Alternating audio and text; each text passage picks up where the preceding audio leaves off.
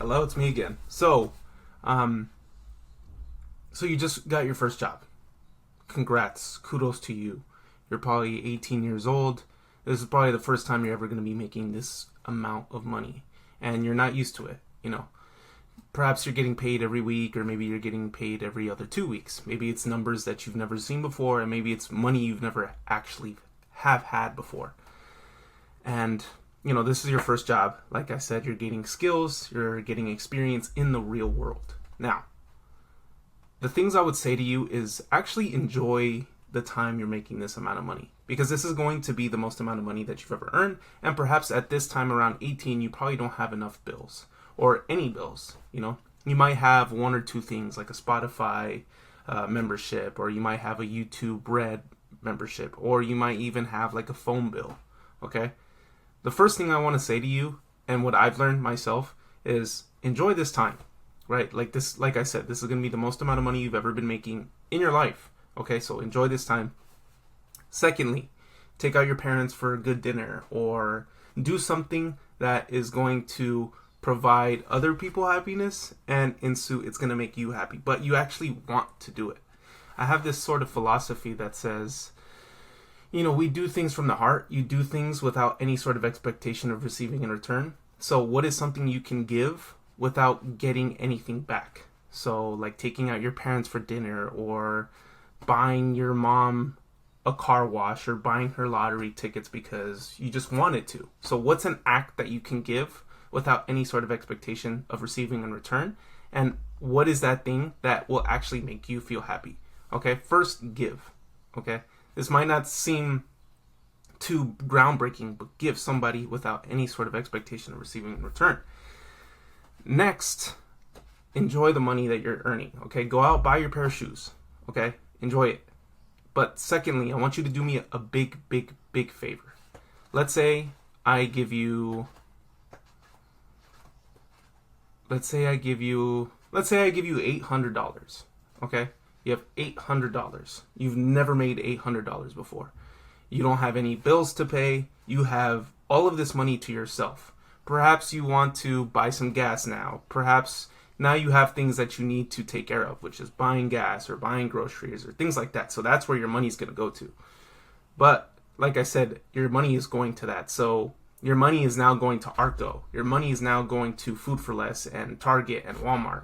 Your money is now going to StockX, or it's going to Tilly's, and it's going to Vans, right? Or it's going to your parents, whatever it may be, or your phone bill, T-Mobile. Your money is going to other places. Notice how when you get paid, it's pretty much money, so that way you can pay other corporations and other businesses. The one thing I want you to do with the amount of money that you're making is when you get paid, when you get your first $800, $800 is a lot of money to you. $800 is like, holy shit, I'm rich. I can make all this money. I don't have bills. I can buy these pair of shoes. Before you start going out and purchasing items from other corporations and giving them your money, first give your money to yourself. Okay? I've mentioned before that you want to give without any sort of expectation of receiving in return. You want to do those things first with your first one or two checks. But don't get used to doing that so often. And then start paying yourself first after that. Okay? Your first one or two checks, it's going to feel good. But after that, I want you to start being smart with your money. I want you to actually start saving your money. Okay? Because when you get paid for your labor. You get paid for the amount of work that you do. 40 hours, 32 hours, 24 hours, however much you're working. You get paid for the amount of work that you do. Okay? So when you get paid, when you get something, you don't want to just give it away to somebody else, right? If someone were to give you a present, for example, give you a thing of cologne, and it's from the heart from them, you don't want to just give that cologne away to somebody else. Okay, in exchange for something else. You want to get that cologne and keep it for yourself, right? So if you get money from a corporation for the amount of work that you do, you want to pay yourself first, okay? So if you get $800, it doesn't matter how much money you're giving to yourself. Just make it a habit to give yourself money first. always give yourself money for the amount of work that you put in. Yes, you get paid, but then the more you start growing, the more you start getting bills, and the more you start getting responsibilities, that money isn't for you anymore. It's actually for other corporations and for you to take care of your responsibilities, for you to take care of your bills, and for you to keep a level ground break so you're even. But first, you want to pay yourself first. It doesn't matter how much money. Okay, if you're getting $800, the least I want you to give yourself is $20, $10, okay? Just make it a habit to give it to yourself. Why? Because if you make this a habit, if you make it $10, $15, $5, if you keep doing that every single week that you're getting paid or every other 2 weeks that you're getting paid, it may not seem like a lot of money at first, but let's say you do that for 10 years. Let's say you do that for 5 years. Let's say you just do it for a year. How much money is that going to be, right? And then now you have an extra resource of money in a bank that you've created yourself. And now you have more availability. You have more options. Okay? Maybe you can go a week without going to work because you have this money saved up. Or maybe you can buy the thing that you've been wanting to buy. Maybe make that investment, or put this as a down payment for your new car, or take out your woman to a nice steak dinner or something like that, right? This is how you start paying. You need to start paying yourself first, okay? And I have a book that I highly recommend to you, 18, 19, 20, 21, however old you are, finally making some money, The Richest Man in Babylon, okay? And I'm going to read a chapter to you that explains this entire process so that way you can really get the full picture of what I'm trying to make. And, I followed this for a long time. I'll give you an example. In 2023, the beginning of 2023, January, I put $5 into my Cash App every single day. And then I set weekly notes and weekly payments, $10 to $15 per week. On Friday at 7 a.m., it was going directly to Meta. Or on Thursday at 12 p.m., it was going straight to Amazon, $15. And it went like that.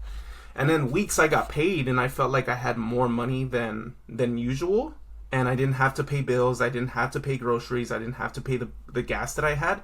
I sent myself $200 to the Cash App. And then in 1 year, I started from 0 on Meta and 0 on Amazon. And then I had, at the end of the year, over, what was it? I think it was over $2,100 saved. And now it's exponentially just growing and growing and growing. And this year, it's well over $3,500 just by me putting in. And then I haven't really been stuck to the habit of putting in $5 every day. It's more so every 2 weeks I put $25 in. So it's like the more you gradually start to increase it, the more it's going to grow. So that's an example I have for you. But I just want you guys to be as efficient, as smart with your money, because I don't want you putting in money into things externally that is going to give you that gratification. You're going to feel good buying it. But then when you actually need money, you have all these nice things, but you don't have money to pay off your debt, or you have enough money to help your people out, because life happens. You're going to need money. Okay? Where is this page? Now, I highly recommend this book. This is a very, very, very interesting book. And it's quite simple. It's not too complicated. Yes. Okay, here it is. I'll read the full chapter. Or I don't think. The thing about this book is it's super thin. And it's only it's not even 100 pages. So you have no excuse not to read this book. Anyways.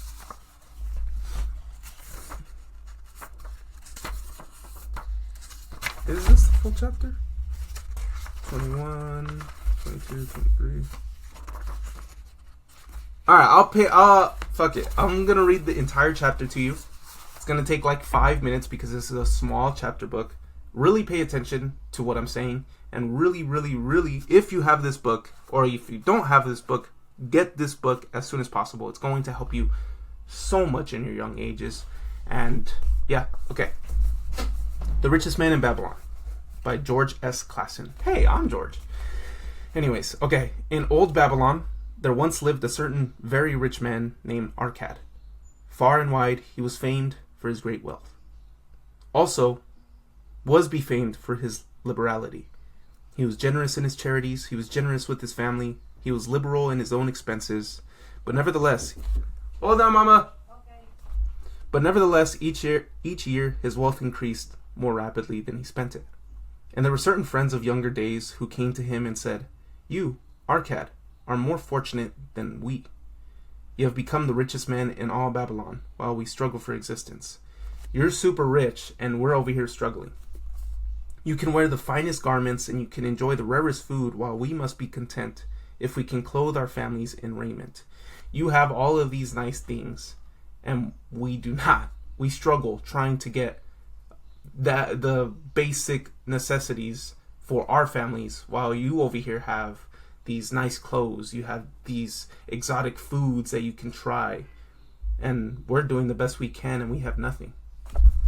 Yet, once we were equal, we studied under the same master. We played in the same games, and in neither the studies nor the games did you outshine us, and in the years since, you have been no more honorable of a citizen than we. You were with us when we were kids. We had the same teacher. And now, how is it that you have all these nice things and we don't? We were once equal. How are we not equal anymore?" So there's something that Arcad has that they don't. So they're trying to figure out what it is. "Nor have you worked harder or more faithfully, insofar as we can judge. Why then should a fickle fate single you out to enjoy all the good things of life and ignore us who are equally deserving? You haven't worked harder than us. How is it that you have these nice things and we don't?"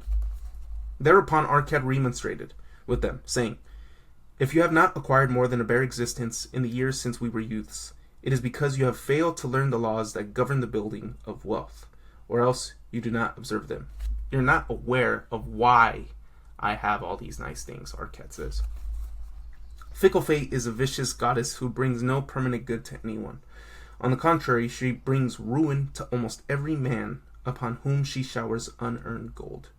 She makes wanton spenders who soon dissipate all 22 they receive and are left beset by overwhelming appetites and desires they have not the ability to gratify.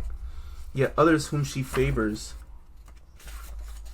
become missers and hoard their wealth, fearing to spend what they have, knowing they do not possess the ability to replace it. They further are beset by fear of robbers and doom themselves to live of emptiness and secret misery.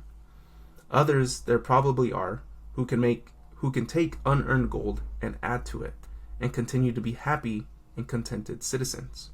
But so few are they, I know of them but by hearsay. Think you of the men who have inherited sudden wealth, and see if these things are not so." His friends admitted that of the men they knew who had inherited wealth, these words were true, and they besought him to explain to him how he had become possessed of so much prosperity. So he continued, In my youth I looked about me and saw all the good things that were to bring happiness and contentment. And I realized that wealth increased the potency of all of these. Wealth is a power. With wealth, many things are possible. That's kind of an interesting sentence. I'll get into that after. One may ornament the home with the richest of furnishings. One may sail the distant seas. One may feast on the delicacies of far lands. One may buy the ornaments of the gold worker and the stone polisher. You know what? Okay. Thoughts on you decide. Okay. You know what?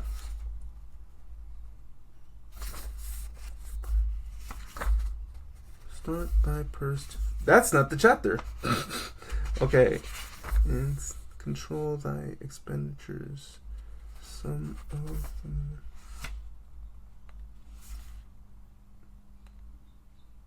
Okay, here it is. Okay. I lied to you guys. I'm sorry. Here's the chapter. That was the other one. So, Arcad addressed a thoughtful man in the second row. My good friend, at what craft workest thou? I, replied the man, am a scribe and carve records upon the clay tablets. Even at such labor did I myself earn my first coppers. Therefore, thou hast the same opportunity to build a fortune. Everyone has the same opportunity to build a fortune. It's just an understanding that they don't have. It's awareness that they're not aware of yet. Okay? And this is going to break that mindset that you have, and it's going to create a new perspective for you. I, responded this man, am a meat butcher. I do buy the goats the farmers raise and kill them and sell the meat to the housewives and the hides to the sandal markers. I have my own business. I do these things, and this is how I make my living. Because thou dost also labor and earn, thou hast every advantage to succeed that I possess. So this guy's talking, he's a meat butcher, and he's talking to Arcad. And Arcad is telling him, you still have every advantage to become as rich as I am. Okay? You have the same advantages as I do.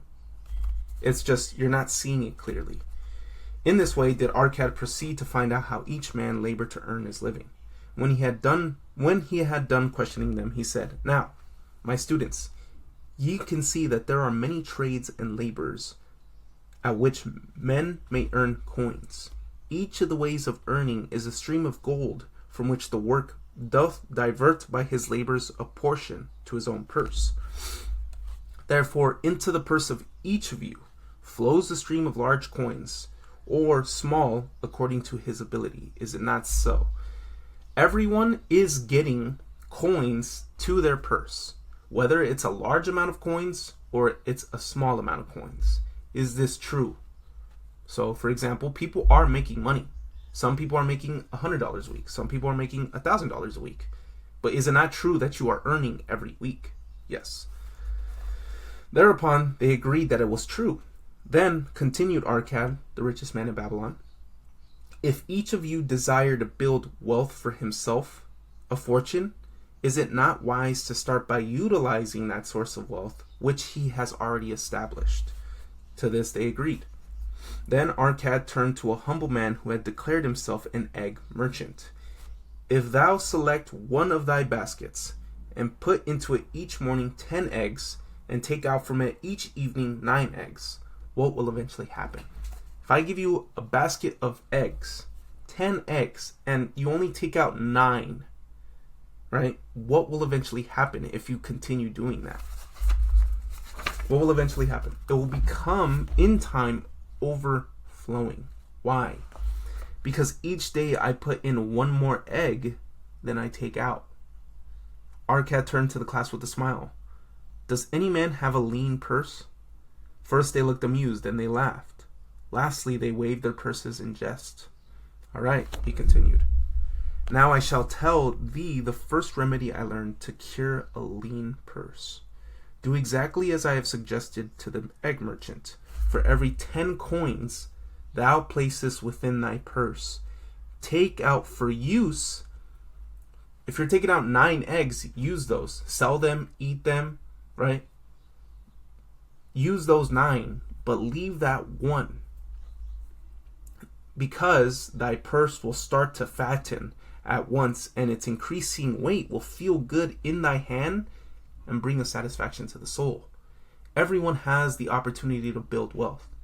Everyone desires to build the opportunity to build wealth. But if you're constantly taking out 10 and not leaving for yourself any eggs, then there's no chances of you possibly attaining wealth. It doesn't matter if you're making $100. It doesn't matter if you're making $1,000. If you just leave $1, if you just leave $100 on the side, then increasingly, day by day, if you do that every single day and you build a habit of doing that, then your purse will start to fatten. Your wealth will start to increase. Deride not what I say because of its simplicity. Truth is always simple. I told thee I would tell how built my fortune. You see, Arcad is the same as everyone else. Came from the same neighborhood, learned from the same master, played the same games, but the things he did, his actions, that is how he built wealth, because he was in the same position as them, and now he has different results in comparison to them. And the only thing that he did differently was that he started saving that one egg every single day. And that's how he built his fortune. I too carried a lean purse and cursed it because there was not within to satisfy my desires. But when I began to take out from my purse but 9 parts of 10, I put it in, it began to fatten. See, he says it here, I also had a lean purse. I also didn't have the things that you have. Or I also didn't have the things I have now. And I wanted it and I desired it. And it pissed me off that I didn't have these things. But once I started doing this is how I got the things I wanted most and the things I desired. Now, I will tell a strange truth, the reason for which I know not. When I ceased to pay out more than 9/10 of my earnings, I managed to get along just as well. This is so important. We constantly think that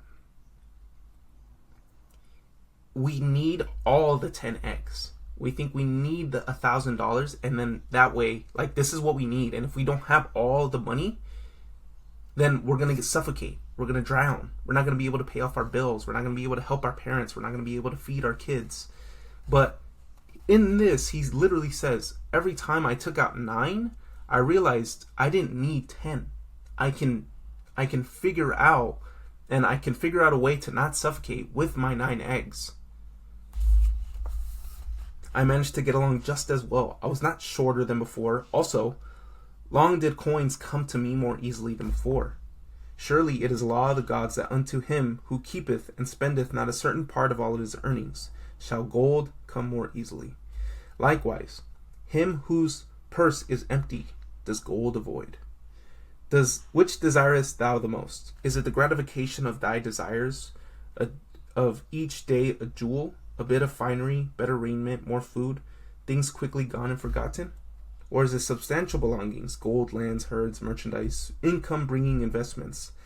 The coins thou takest from thy purse bring the first. The coins thou leavest within it will bring the latter. This, my students, was the first cure I did discover for my lean purse. For each 10 coins I put in, to spend but 9. Debate this amongst yourself. If any man proves it untrue, tell me when we shall meet again. Yeah. What do you desire most? Do you desire these? Man, I also need to read this too, because do you desire the shoes? Do you desire the nice clothes? What do you desire most? Okay? If you want a mansion, if you want a motorcycle, if you want a Ferrari, a Bugatti, if you want all these incredible things and you have all these goals, if you want a nice house, if you want your own, personal gym, does shoes right now, are those as important as what you want most? What do you want most? Do you want the big gym do you want the big personal gym, or do you want the pair of shoes that is going to make you look fly and clean to everybody else? But within your heart, you shouldn't be spending. What is it you desire most? Man, that's really good. I highly recommend this book. And I hope this helps. Hold on, let me get. I really, really hope this helps. Yeah, okay.